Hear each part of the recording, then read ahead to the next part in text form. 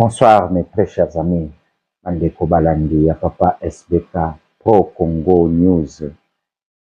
Je vous salue. Na ebite nini bozolanda ngai, soki na mboka nini bozolanda nga, na ye pona sola na biso ba Congolais ya bonne qualité concernant makambo ezoleka na mboka na biso. Mikolo euti koleka bomoni partout, il y a eu des marches. Les étrangers ont eu l'audace de marcher avec notre drapeau patamboli nango partout dans l'Occident. Et en même temps, vous avez vu, quelques jours plus tard, les soi-disant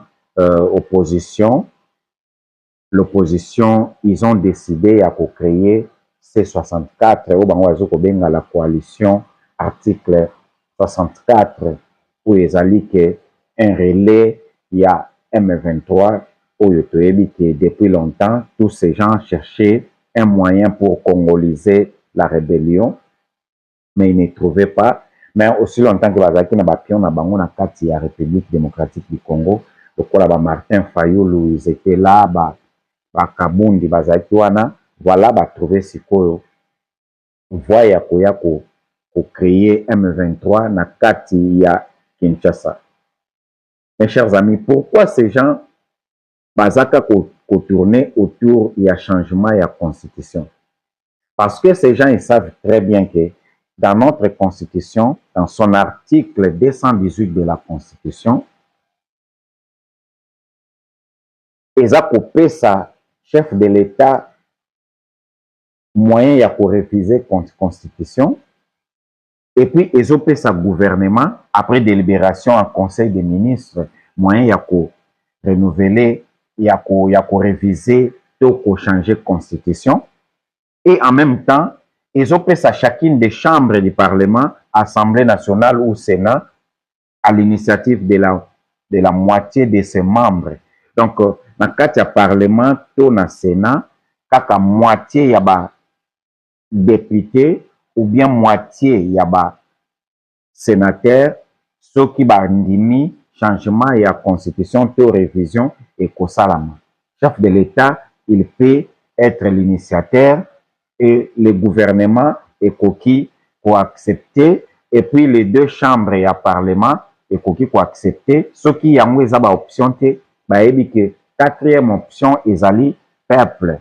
Donc, que peuple a décidé donc pour peuple appeler sa chef de l'État 100 000 signatures, c'est très facile pour couper ça. Chef de l'État 100 000 signatures. Donc, ceux qui 100 000 Congolais décider, c'est-à-dire que dans stade de martyr, il y a au moins plus de 80 000 parfois, et comme à 100 000, 120 000. Les bateaux dans le stade où on a signature pour réviser la constitution. Alors, tous ces ennemis de la République, ils disent très bien que le peuple est avec le chef de l'État. Voilà pourquoi ils ont créé les C64 ou article 64 pour sa peuple, manipuler le peuple. Pour peuple même en mouvement pour protéger les criminels ou les terroristes il y a M23 parce que leur but c'est de protéger l'agression, de protéger les criminels, de protéger les gens qui ont tué des Congolais dans la République démocratique du Congo. Ça c'est leur combat. Au bayebi que ceux qui guerre et sili l'agression sili bango banda ko se retrouver le société. Nos hommes politiques, ils sont méchants. Ça, c'est ce qu'on appelle la méchanceté des hommes politiques congolais. Ce sont des personnes qui ne pensent que, ils pensent qu'à leur bien, en fait. Ils pensent qu'à leur avenir, mais ils ne réfléchissent à aucune minute de la population. Pour la population congolaise, ces gens-là, Bazako Kanissa et l'autre côté pour la population congolaise. Alors, mes chers amis, biso ba Congolais et sengeli to changer constitution. Ce qui va bloquer ba voignon so to kende na référendum. To kende peuple a pesa kaka 100 000 signatures et permettre au chef de l'État à changer constitution. Parce que la même constitution, ils ont coupé qui ça, l'article 64, ils ont coupé qui ça, bato nyonso basimba manduki mpona koya renverser pouvoir. Mais ce que bato basangani au nom de l'article 64.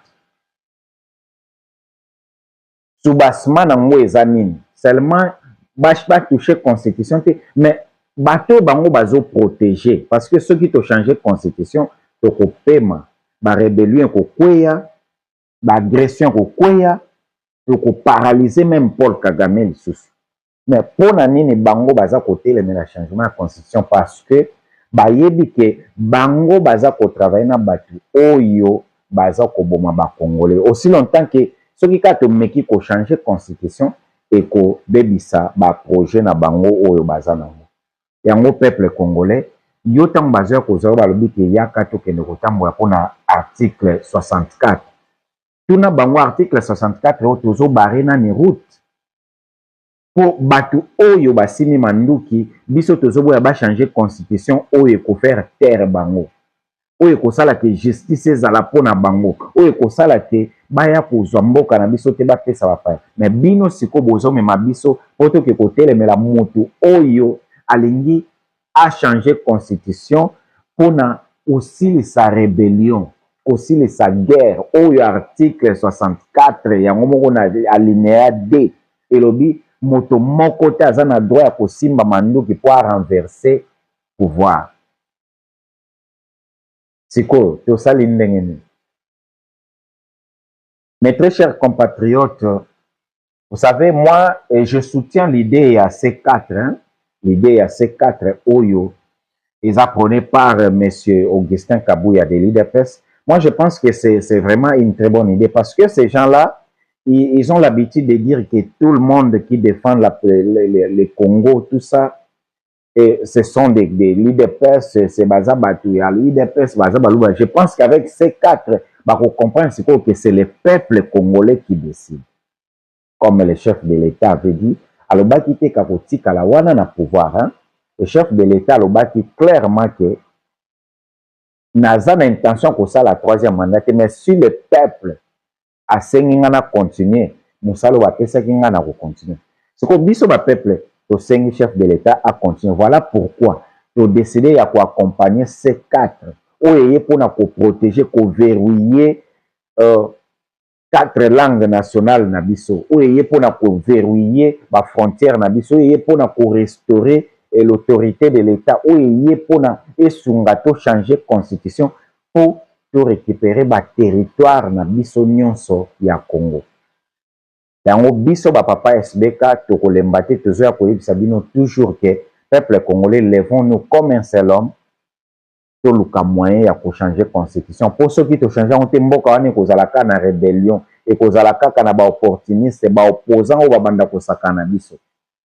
Yango eloko na ngana yebisa bino na kosuka wana te nazo yebisa bino nous avons une marche pacifique le 25 à Bruxelles. Le 25, nous avons une marche pacifique où bandana place du trône, qui na place Roger. Alors, mes chers amis, Tozo Benga Binoboya est belé à partir de 12 h. À 12 h déjà, Tokuta na biso nyonso na trône, na place du trône, Tokuta na wana poto banda marche na biso tokende kosenga justice pour la génocide, justice contre les génocidaires. Justice contre les agresseurs et Rwanda, justice contre les violeurs, justice contre l'apologie, il y a rébellion.